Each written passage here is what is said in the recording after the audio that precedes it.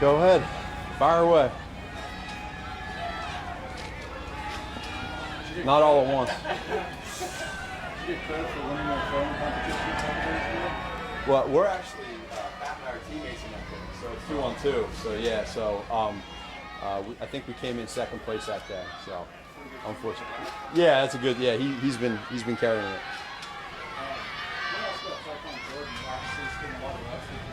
What stands out just about what you've seen from him? Probably the biggest thing is his ability. He came here in the middle of last year, so mentally being able to learn the offense. He's transitioned that now into be able to play fast out of the huddle, and then you get these opportunities to make plays. He's done that. You saw today he had an excellent catch on that. He turned his head and ran a little bit of a corner angle route and made a great snag. And I think there's a lot of trust building right now between him and Pat. He's a smart kid. He does a lot of things the right way. You can tell he's been in this league a little bit, and he has that experience factor to help out these young guys too. Similar with Tanyan. I mean, he's been here a while and experienced guy. And how much did it help? He was already here. I think a lot. Very similar is a great example for him. I remember when Bobby was in Green Bay, watching him do some things in Green Bay, and he's an excellent tight end. He does a lot of good things, and so there's a little bit of that savviness that these guys have. They understand what they're doing. Again, Juju's phenomenal at all that stuff. So Bob's done a great job at the tight end spot. How excited do you find that he is for this year, just considering maybe boosted protection and receivers hopefully being healthy? He's really excited. He's motivated in the right way. That's just how he is. It's who he is. But he doesn't want to. We spend a lot of time in OTAs going back to the basics on a lot of stuff. We're graduating now to with these wide receivers, working on that timing, and I think you're seeing a trust element with him with several guys.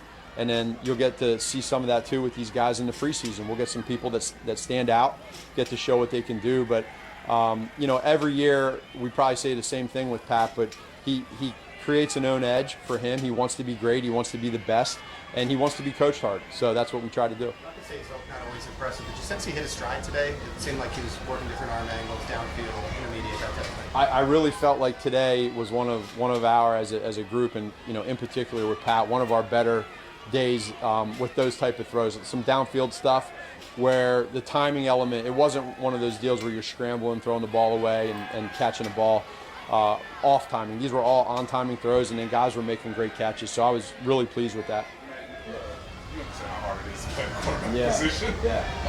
When you're going through those fundamentals in OTAs, how much of those discussions involve ball placement, accuracy, and how much legs lead to better mental placement? A lot. And so you go through the mental part of it as a quarterback, just calling the play right.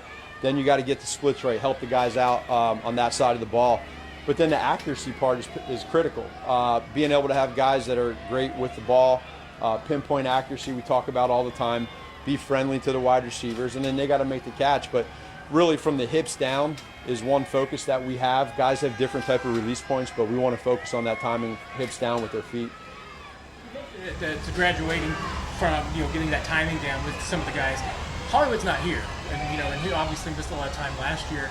How do you kind of try to develop that timing and that trust that Pat has with the other guys with Hollywood when he gets back? Well, it's got to happen quickly when he gets back. I know Hollywood wants to be out here, and he's not. So to your point, you are missing out on that timing. And so I know he's frustrated from last year, but he came in at the end of the year, helped us out. When he gets back, whenever that is, they gotta go full speed and get that down. And I know he's doing everything he can to get back on track. But that timing, man, is so critical, and Hollywood knows that. So he's got to do right now is do everything he can to get back on that field. We're gonna work our way across the bracket. Matt, when you say that about Patrick wanting to be great, he's obviously been that way all the time.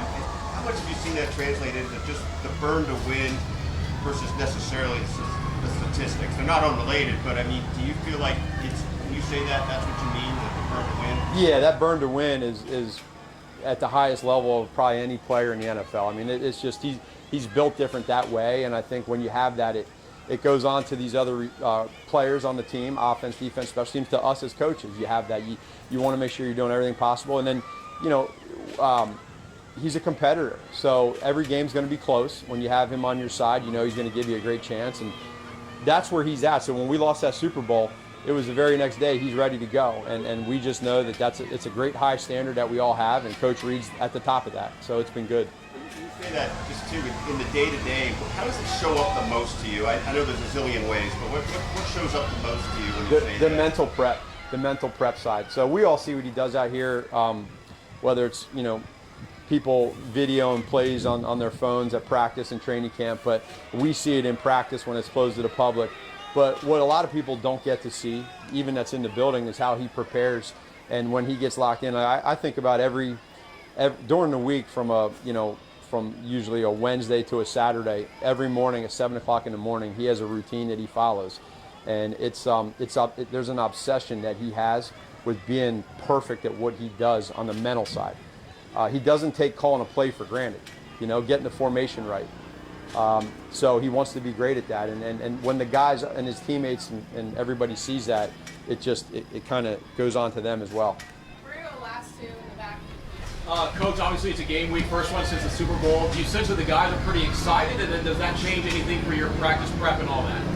No change for the practice prep. The excitement is there. These guys are going against each other every day now for the past couple weeks, so they get to go live, which is number one, phenomenal for them. It gets to become real. You get to see some different looks on defense.